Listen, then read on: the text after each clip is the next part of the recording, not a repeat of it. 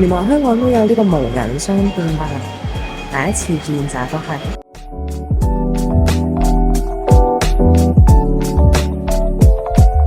I thought that life is a mess. 君のいない人生なんて試す。価値もないパンだけのゲーム of chess。白黒のボード視力奪おうと。呢個係香港機場新起嘅機場展望台。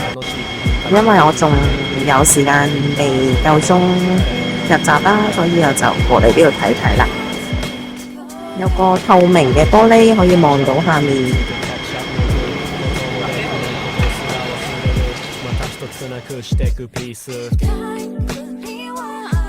If I had you now とか考えてもいいな。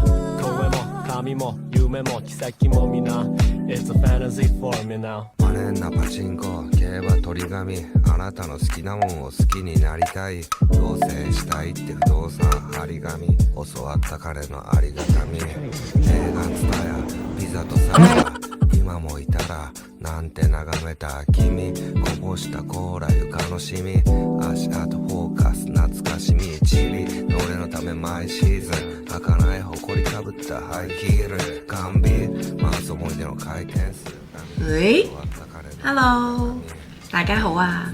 咁我已經嚟到咗東京啦，已經喺度住咗1個禮拜。咁通常呢，我離開香港呢，身邊啲朋友都會好好奇，我每一日唔使返工，究竟有啲咩可以做呢？咁另外第二個問題最多人問嘅呢就係、咁你住邊啊？你哋係住酒店啊，定係租屋住啊？咁我哋今次呢都係住返酒店式公寓嘅 service apartment， 咁一樣啦，每個禮拜都會有人嚟執房嘅。趁今日酒店執完房都仲好整齊，我就拍條片俾大家睇下我住嘅地方係點嘅樣啦。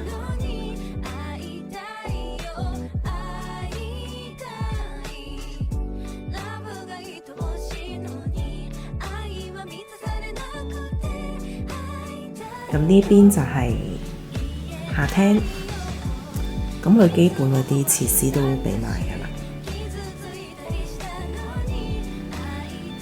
有個開放式嘅廚房啦，又係本身已經提供咗一啲廚具俾我哋㗎啦，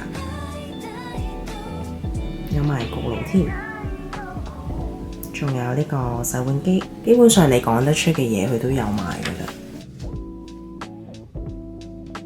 另外有埋部咖啡機嘅，咁我之前已經試玩咗㗎啦。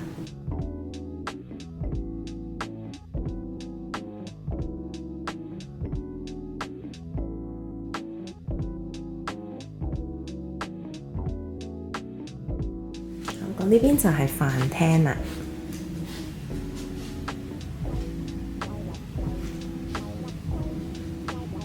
雖然佢呢度好大，但係就得一個廁所嘅，冇一個下廁咯。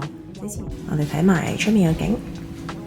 咁我住呢度呢係商業區嚟嘅，對面就係一棟商業大廈啦，可以望到啲人返工。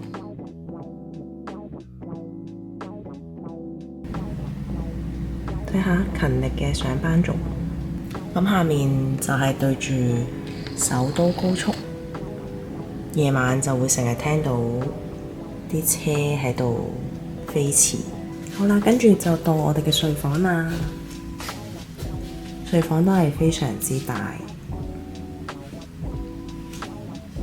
佢有埋個大衣櫃俾我哋啦，一張 king size 嘅床，有一個抽濕機，連吸塵機都俾埋我哋。咁呢個就係我哋嘅廁所啦，佢有埋洗衣機俾我哋嘅。呢個洗衣機有埋乾衣功能嘅，咁所以平時洗完衫就可以直接乾埋衫啦。廁所就係咁樣啦。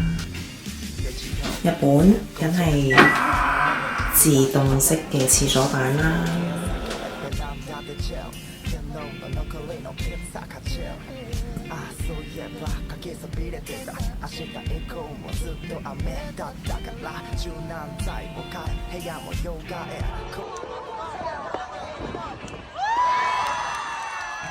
每年嘅夏天，日本都會有好多地方有花火大會。原本我哋都冇諗住湊熱鬧嘅，因為我哋都係好怕人多嘅地方。但係咁啱今日我哋去咗千葉縣嘅一個Outlet，臨走嘅時候發現有好多人着住浴衣，最後發現原來我哋身處嘅位置都可以遠距離咁睇江戶區嗰邊嘅花火大會。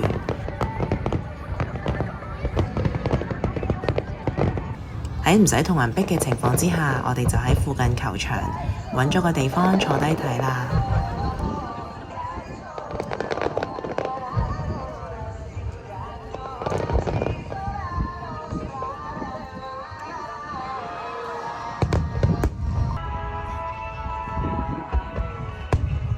現場睇真係好震撼，好靚，呢個真係一個畢生難忘嘅畫面啊！